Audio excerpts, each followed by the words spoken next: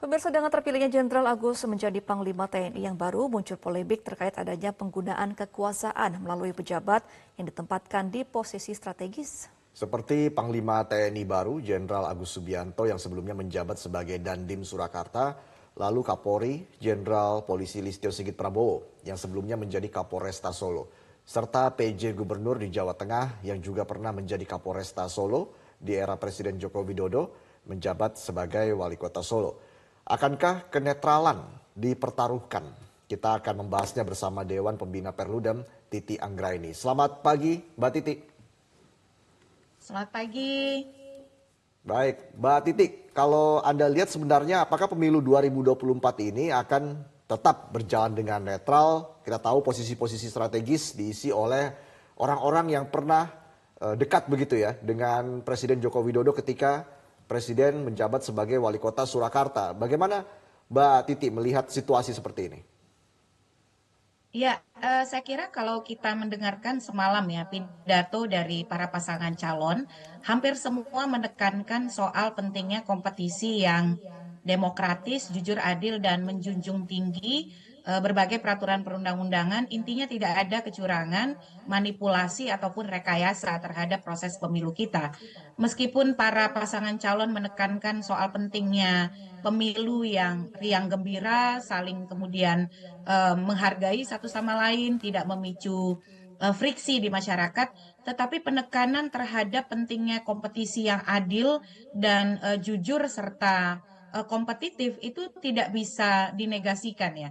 Kita bisa menangkap di sana narasi yang saya kira agak cukup jarang ya di pemilu-pemilu sebelumnya soal kekhawatiran terhadap proses yang berlangsung tidak sesuai dengan aturan main. Nah, ini menjadi warning bagi semua sebenarnya.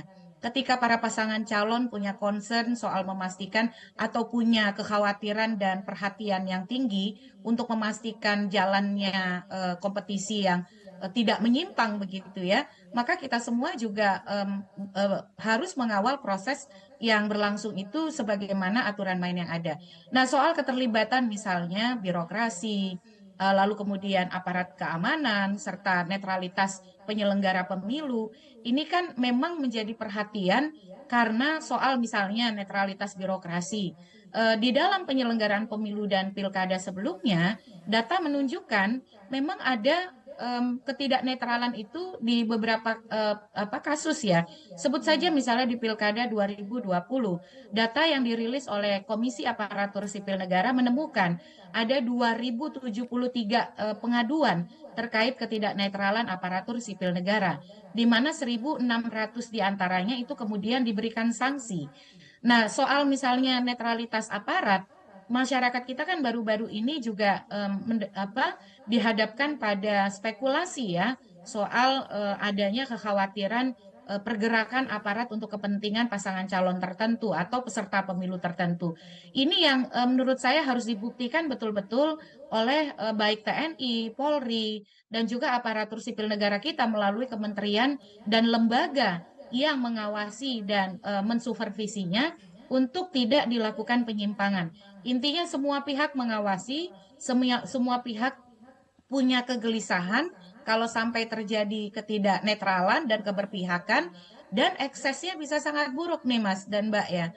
Karena kalau misalnya ini tidak mampu diantisipasi, bisa bukan hanya bergulir menjadi masalah hukum, tetapi juga menjadi keraguan terhadap proses pemilu, kepercayaan yang bisa menurun, dan pada akhirnya legitimasinya bisa bermasalah. Masalah terkait dengan legitimasi itu tidak hanya akan selesai ketika proses pemilu, tetapi juga bisa bergulir meragukan pemerintahan yang terbentuk dari Baik, proses yang dianggap tidak luber dan jurdil. Kira-kira ya. begitu. Mbak Titi, sebelumnya pernah nggak sih ada pemimpin yang memang menjadikan para teman-teman terdekatnya begitu ya sebagai pimpinan di instansi masing-masing sebelumnya dan jelang-jelang Pilpres sebelumnya? Ya, sebenarnya hubungan yang bisa dikatakan relasi kerja sebelumnya yang kemudian dibawa ya menjadi bagian dari apa namanya struktur atau kemudian lingkungan terdekat di dalam pengelolaan pemerintahan itu juga terjadi. Tetapi memang di dalam proses pemilu ini kan dilihat ya tingkat keintensifan dan eksesifnya begitu. Jadi ketika dia menjadi begitu intens dan eksesif di hampir semua posisi, wajar kalau kemudian kekhawatiran itu timbul. Apalagi kemudian posisi-posisi tersebut adalah posisi yang sangat penting dan mempengaruhi kebutuhan untuk menghadirkan netralitas dan profesionalitas dalam proses pemilu.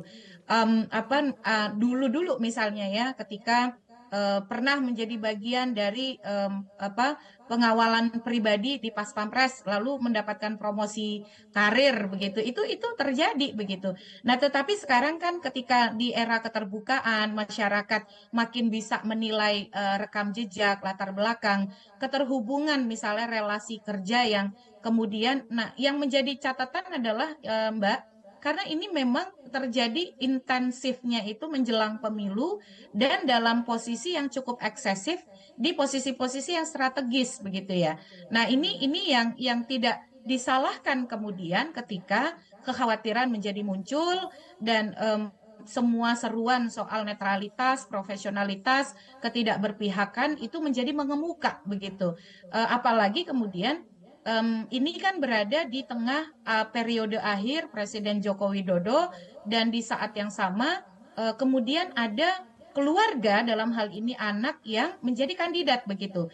Jadi pelanggengan kekuasaan itu dilakukan bukan dengan melanggar periode, 2 periode, tetapi membangun kesinambungan yang dihubungkan dengan relasi keluarga. Berarti kan memang ada keinginan untuk melanjutkan begitu.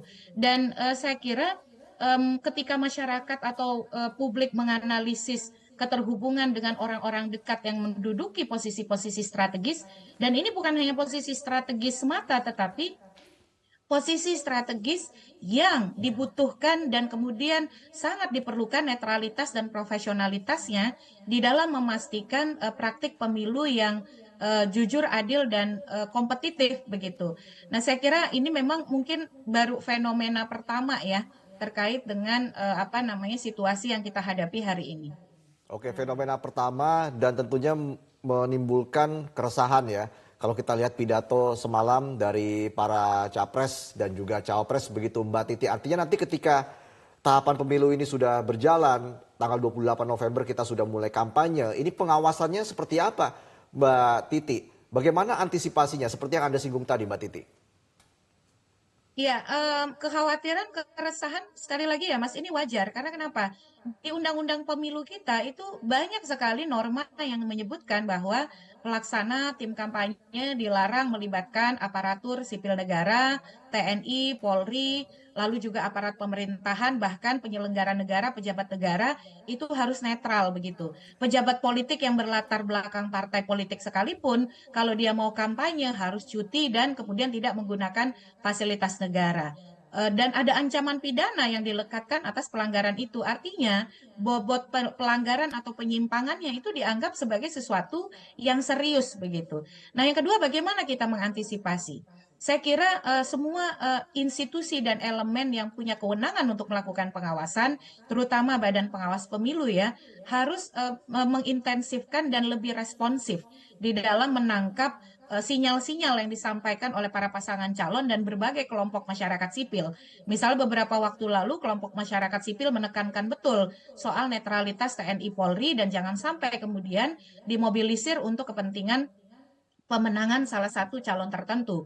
Nah, bagaimana Bawaslu bisa misalnya membangun sinergi dan kolaborasi dengan kelembagaan ataupun institusi-institusi terkait lainnya untuk aparatur sipil negara dengan Komisi Aparatur Sipil Negara, Kemenpan RB, Kementerian Dalam Negeri, pemerintah daerah, untuk TNI Polri bagaimana misalnya dengan institusi pengawasan yang ada di dalam 2 lembaga tersebut, sembari di saat yang sama bagaimana membangun kepedulian dan kesadaran publik melalui misalnya keterlibatan media massa dan seterusnya untuk terus mengawasi dan tidak takut ya di dalam melaporkan berbagai pelanggaran atau kecurangan. Saya kira hampir semua pasangan calon menekankan mengajak masyarakat untuk bukan hanya menjadi pemilih yang datang ke TPS nanti tanggal 14 Februari hari Rabu 2024, tetapi juga mengawal prosesnya.